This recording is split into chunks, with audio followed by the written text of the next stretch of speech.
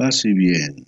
Soy el hermano Jesús María Vesper Ortea y estoy con ustedes con el gusto de compartir, siguiendo adelante con lo que comencé a platicarles la semana pasada sobre luces y sombras del catolicismo,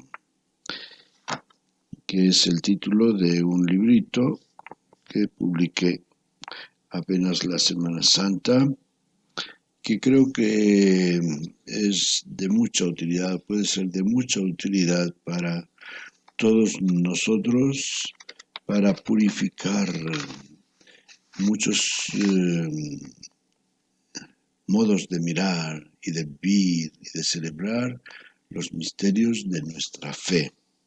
De hecho, en el prólogo digo cómo la primera experiencia de Jesús que me inspira a escribir sobre esto es la experiencia que él tiene en el templo de Jerusalén, según el Evangelio de San Juan, que se inicia al inicio de su ministerio y me parece muy correcto. Me parece difícil que Jesús aguantara todos los años de su ministerio viendo cómo se profanaba el templo de Jerusalén, como dice, haciéndolo una cueva de ladrones, un mercado público en lugar de ser una casa de oración, de culto, de adoración a Dios.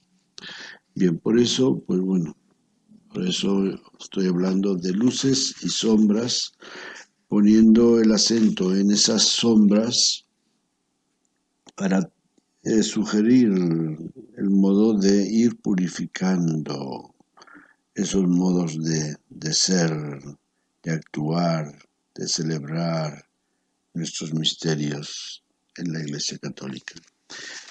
Hoy voy a dar un salto, me voy a pasar al capítulo 15, que lleva un título, yo diría, relativamente original, porque en los textos o en los libros que están al alcance de nuestros cristianos católicos, normalmente no se trata este tema específicamente de la mística. Pues les voy a leer breve estas páginas que he escrito con el deseo de ser más conciso, y si nos sobra tiempo, pues comentaremos algunos puntos, algo más. La mitad del siglo XX marcó un cambio drástico en muchos órdenes de la vida, tanto políticos como sociales y religiosos. Quienes hemos vivido la segunda mitad del siglo XX, creo que lo vemos bastante claro, como hubo una especie de revolución social y religiosa. Y por supuesto que hubo unas cuantas revoluciones también políticas y militares. Concretamente en América fueron años convulsos donde se dieron conflictos serios como el de Cuba, como el de Nicaragua, El Salvador, el de Allende en Chile, también en México, el incidente, como comúnmente se llama, la matanza de Tlatelolco, la noche de Tlatelolco, etc. Y en lo religioso, pues a raíz del Concilio Vaticano II, que concluyó el año 1965, pues vino después esa ventolera que se hizo sentir tanto en la Iglesia y que había anunciado el Papa Juan XXIII cuando nos anunció el concilio, diciendo que era necesario abrir puertas y ventanas para que la fuerza del Espíritu Santo pues soplara entre los clérigos y entre todos los estamentos de la Iglesia. Por ello, digo, yo personalmente fui testigo de algunos de esos cambios a partir de los años 60 en la esfera social y religiosa concretamente, y uno de los puntos de referencia en la Iglesia Católica es el Concilio Vaticano II, que tanto en el orden espiritual como litúrgico y pastoral trató de marcar nuevas líneas de pensamiento y de acción. Ciertamente, fue un cambio radical en la liturgia, sobre todo con el haber cambiado, dejando la lengua latina por las lenguas vernáculas, y en la pastoral, pues ciertamente que hubo tantos cambios tratando de ayudar a asumir a los cristianos su papel activo dentro de la pastoral eclesial. Yo fui educado en la vida religiosa, concretamente con una orientación fuertemente ascética, pero que venía a confirmar lo que desde niño había aprendido en el catecismo presacramental. Una orientación fuertemente ascética, que significa una orientación espiritual en la que el esfuerzo personal, la mortificación, el control de las pasiones y el crear hábitos de conducta más piadosos, más cristianos, más espirituales, fueron las pautas del trabajo espiritual que llevábamos a cabo en esos tiempos en nuestros seminarios católicos.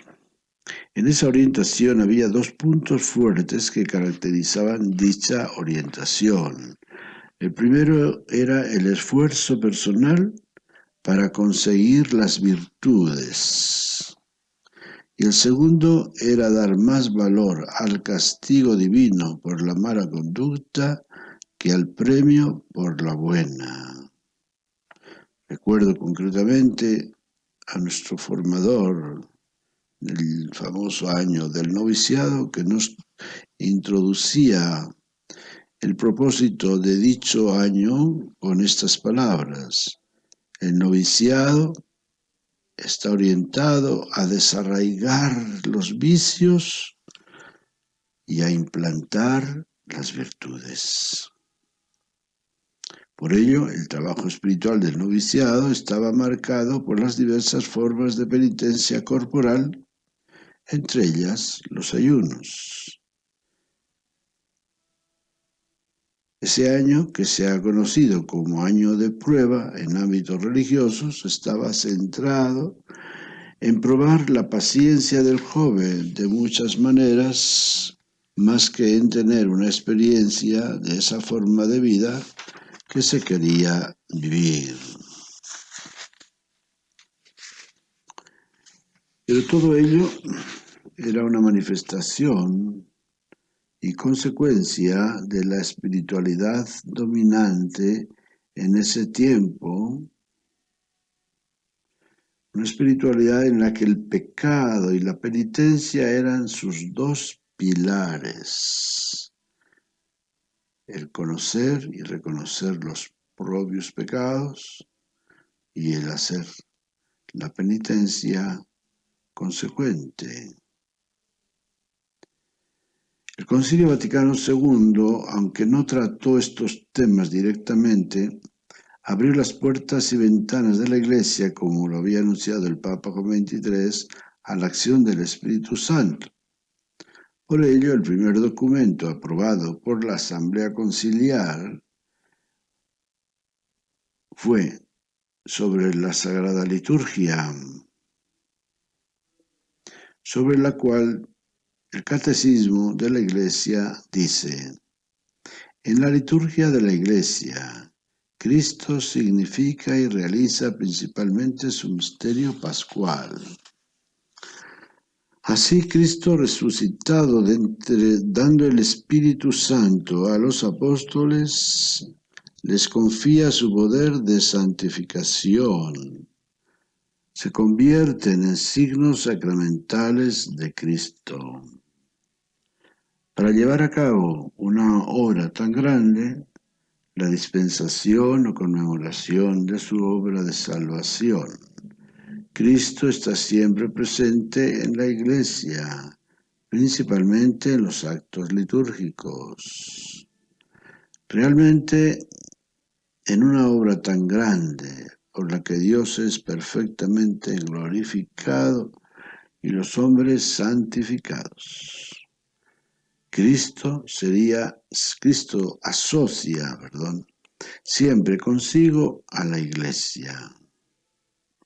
En la liturgia terrena pregustamos y participamos en aquella liturgia celestial que se celebra en la ciudad santa, Jerusalén, hacia la cual nos dirigimos como peregrinos. En la liturgia, el Espíritu Santo es el pedagogo de la fe del pueblo de Dios, el artífice de las obras maestras de Dios, que son los sacramentos de la nueva alianza.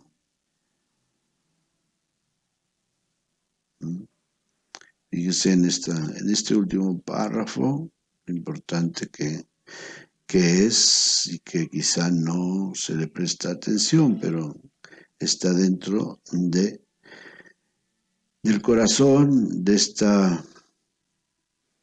idea de promover la mística de la vida cristiana. El Espíritu Santo es el pedagogo de la fe del pueblo de Dios, el artífice, no solamente pedagogo, artífice de las obras maestras de Dios, que son los sacramentos de la nueva alianza. Y es precisamente en los sacramentos de la Iglesia, corazón y contenido principal de la liturgia, donde se da esta dimensión mística de la vida cristiana. Claro está. Porque el término mística o místico se refiere a algo que incluye misterio, eje de la vida espiritual y contemplativa. Misterio.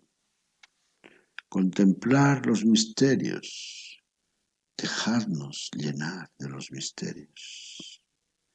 Y el término místico es sinónimo de espiritual, religioso, contemplativo, divino, sagrado, celestial.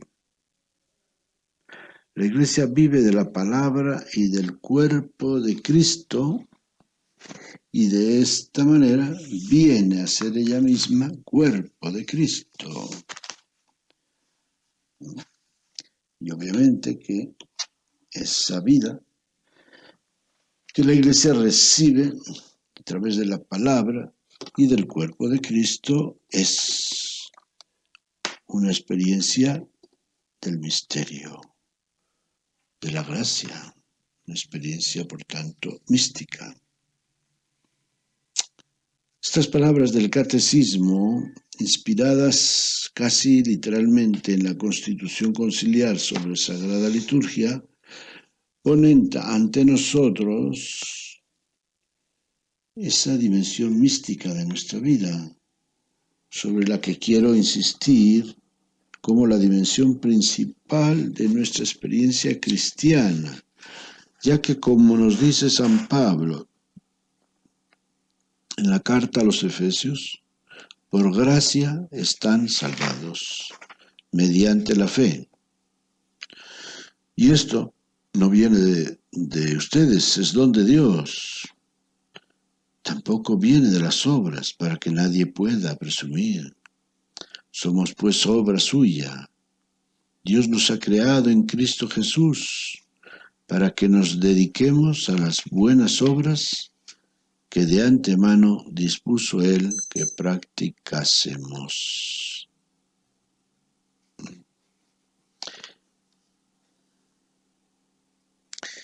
Por la gracia están salvados mediante la fe. Y esto no viene de ustedes, es don de Dios. He ahí la fuerza de la mística, de la vida sacramental, que es pues la base o el eje de la vida del cristiano. En el capítulo primero de la misma carta nos describe más detalladamente la vocación del cristiano como obra de la gracia, como una experiencia mística que incluye todo lo que podemos necesitar y desear. Al respecto recuerdo una frase con la cual inicia un libro, también relativamente famoso, Relatos de un peregrino ruso, que dice: por mis méritos soy pecador, por la gracia de Dios soy cristiano.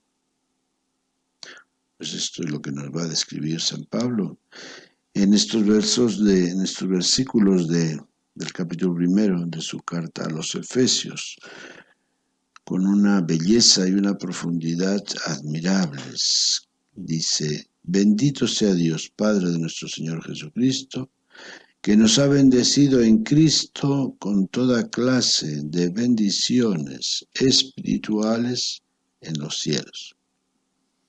Él nos eligió en Cristo antes de la fundación del mundo, para que fuésemos santos e intachables ante Él por el amor. Él nos ha destinado por medio de Jesucristo, según el beneplácito de su voluntad, a ser sus hijos para alabanza de la gloria de su gracia, que tan generosamente nos ha concedido en el amado. Santos e intachables ante Él por el amor. Y el amor, pues es el fruto genuino por excelencia del Espíritu Santo.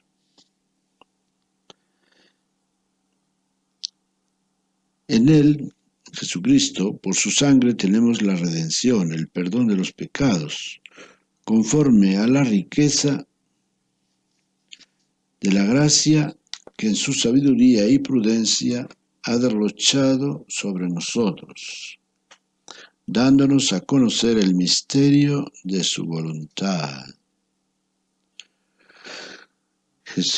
La riqueza de la gracia que ha derrochado sobre nosotros, dándonos a conocer el misterio de su voluntad, el plan que había proyectado realizar por Cristo en la plenitud de los tiempos, recapitular en Cristo todas las cosas del cielo y de la tierra. En Él hemos heredado también los que ya estábamos destinados, por decisión del que lo hace todo según su voluntad, para que seamos alabanza de su gloria, quienes antes esperábamos en el Mesías. En Él también ustedes, después de haber escuchado la palabra de la verdad, el evangelio de su salvación, creyendo en Él, han sido marcados con el sello del Espíritu Santo prometido. Él es la prenda de nuestra herencia mientras llega la redención del pueblo de su propiedad para alabanza de su gloria. Han sido marcados con el sello del Espíritu Santo. Claro que este sello no es simplemente una marca física, natural, es una marca espiritual. Como si dijéramos, el Espíritu Santo toma posesión de nosotros. Y en la medida en que nosotros nos dejamos tomar posesión por Él va a ir trabajando, haciendo, produciendo sus frutos. Palabras semejantes nos dirige San Pablo a los tesalonicenses en los siguientes términos. Dios los eligió desde toda la eternidad para darles la salud por la santificación que obra el Espíritu y por la fe en la verdad. Dios los eligió desde toda la eternidad para darles la salud, ¿no?, por la santificación que obra el Espíritu y por la fe en la verdad. Con tal fin los convocó por medio del Evangelio para darles la posesión de la gloria de nuestro Señor Jesucristo. Primeramente nos eligió para darnos la salud por el Espíritu y por la fe en la verdad. Y luego nos convocó por medio del Evangelio, en la iglesia, claro está, para darnos la posesión de la gloria de nuestro Señor Jesucristo.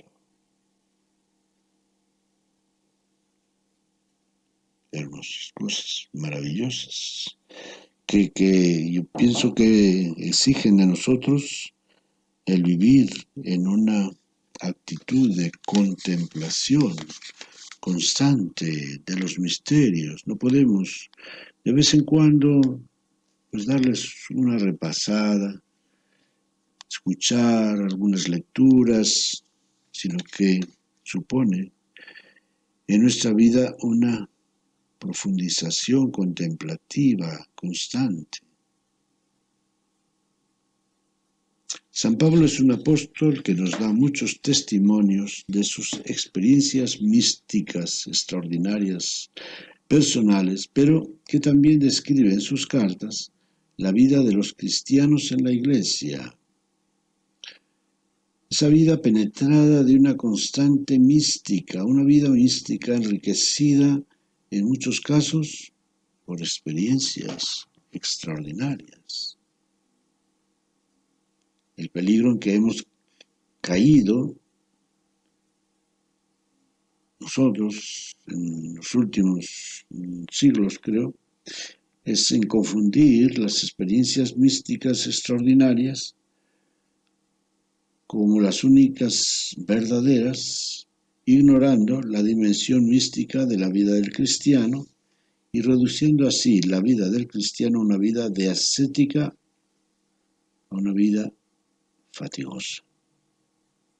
Una vida en la que el mérito del sacrificio, de las obras, de las celebraciones, devociones y oraciones, pareciera que nos van asegurando la vida eterna del cielo. Esa vida eterna que ha sido plantada, sembrada, implantada en nuestra alma desde el bautismo por el Espíritu que ha infundido en nosotros la fe, la esperanza y la caridad. ¿Cómo nos concentramos en estos misterios que marcan nuestra vida como una vida mística, santa, consagrada, sellada por el Espíritu? ¿Cómo nos concentramos o no nos concentramos en una interrumpida contemplación de esa elección desde toda la eternidad de parte de Dios sobre nosotros, sus hijos adoptivos, con el derecho de llamarlo Padre. ¿Cómo no hacer nuestras las palabras del Salmo cuando dice: no pretendo grandezas que superan mi capacidad, sino que acallo y modero mis deseos como niño en brazos de su madre?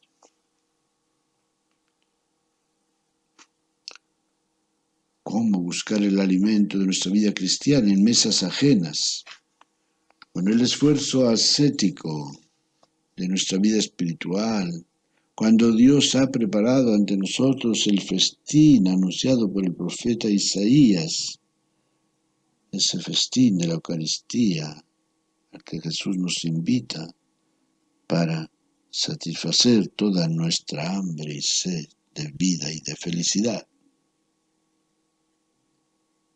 ¿Cómo nos angustiamos por esto y lo otro, por tantas cosas como Jesús nos reprocha en el Sermón de la Montaña? Nos preocupamos lo que hemos de comer, lo que hemos de vestir, nos preocupamos por nuestros pecados y nuestras virtudes, por nuestro progreso y nuestras caídas, cuando al Padre le ha parecido bien regalarnos el reino.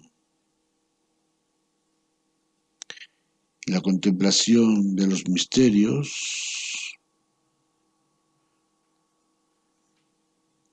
es el alimento principal de la vida mística, como lo fue para grandes místicos de la Iglesia: San Francisco de Asís, Santa Clara, Santa Teresa, San Juan de la Cruz, San Ignacio de Loyola.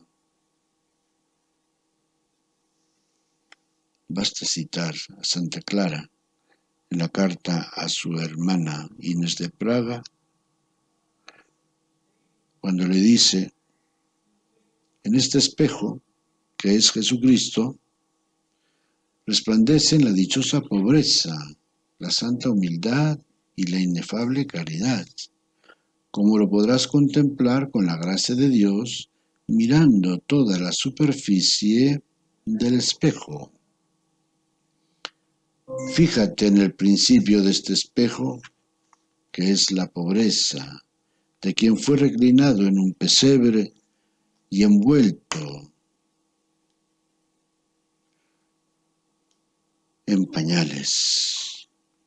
Mira luego en el centro del espejo la humildad santa, compañera de la santa pobreza. Contempla en el término del espejo la inefable caridad que le llevó a padecer el suplicio de la cruz y morir en ella con la muerte más ignominiosa. Hasta aquí las palabras de Santa Clara, la gran contemplativa de los misterios de Cristo. Ciertamente que ella tuvo sus dones y gracias especiales de una contemplación mística extraordinaria, pero porque se preparó a ello a través de la ascética. Entonces, nosotros no podemos quedarnos en la ascética. Si la ascética no nos lleva a las experiencias de la mística, pues quiere decir que son experiencias ascéticas relativamente limitadas, de corto alcance. Ojalá pues que tengamos una visión optimista, pero real. Aquí sí podemos decir que es un optimismo realista el darnos cuenta y pensar que estamos llamados a grandes metas en nuestra vida cristiana, porque hemos sido dotados con el artífice de la santidad, que es el Espíritu Santo. quien ha transformado la vida de esos santos que admiramos. Pues que el Señor nos conceda algo de esto en la medida en que queramos tomar seriamente el camino de Jesús, porque Él nos conduce a través de la verdad a la vida abundante. Digo en la medida en que, porque pues va a depender de que digamos un sí convencido al 100% para que el Espíritu Santo, como en el caso de la Virgen María, descienda sobre nosotros y en nosotros se encarne y se haga presente el mismo Jesús. Culmen y meta de toda la mística de la vida cristiana. Paz y bien.